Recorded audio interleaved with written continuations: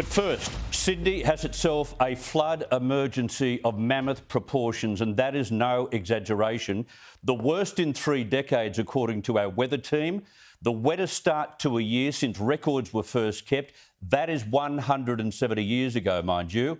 We've seen major flooding from Manly in the north, Camden in the southwest, Penrith and Windsor in the west, and scores of districts in between. Close to 100 areas have been evacuated today, about 20,000 people, that means, and many more families are tonight on a warning to be ready to go. Now, the rain has been torrential. It's been unrelenting. Again, our weather team is expecting today's total in some areas, that's 24 hours, to reach 200 millimetres.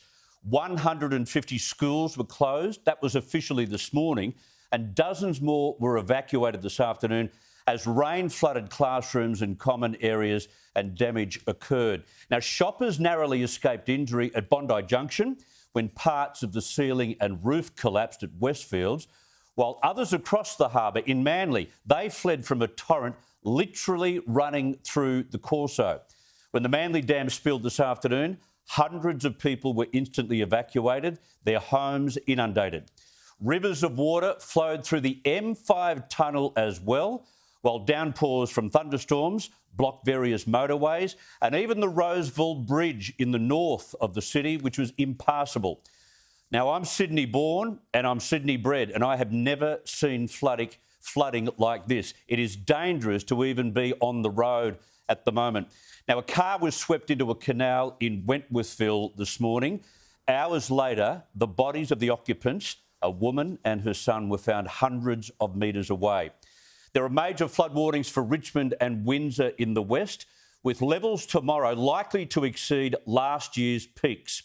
While on the New South Wales mid-north coast, parts of Kempsey, they've suffered major flooding as well, with evacuation orders issued for low-lying parts of that town.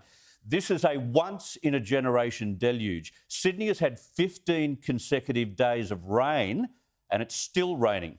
Meanwhile, the New South Wales government is under fire for acting too slow in coming to the aid of flooded homes in Lismore in the state's north late last week. The Premier has even apologised on radio and in press conferences, and this afternoon appointed former Deputy Police Commissioner Mal Lanyon to the position of Northern New South Wales Flood Recovery Coordinator. We'll get to that outrage and the heat also being applied by others on the federal government, which is nothing more than a fabricated pylon, if you ask me. The Prime Minister's even copped it from the opposition today for not being in Lismore, and yet he's in COVID isolation. They are a twisted lot, some of them, but to Andrew Clennell shortly on all of that.